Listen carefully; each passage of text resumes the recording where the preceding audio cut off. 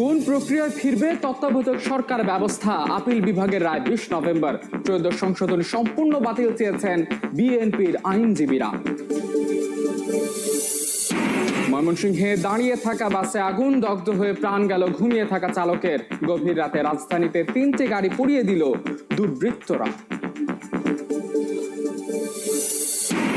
মাধ্যমিকের 3 শ্রেণীর বই ছাপানোর চুক্তি হয়নি এখনো। শেষ সময় তড়িঘড়িতে নিম্নমানের বই দিয়ে ফায়দা লোটার শঙ্কা। জানুয়ারিতেই পাবে শিক্ষার্থীরা, বলছে কর্তৃপক্ষ।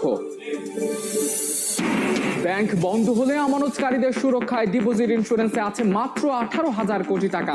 দক্ষিণ এশিয়ার সর্বনিম্ন। নিরাপত্তায় প্রয়োজন 26,000 কোটির তহবিল।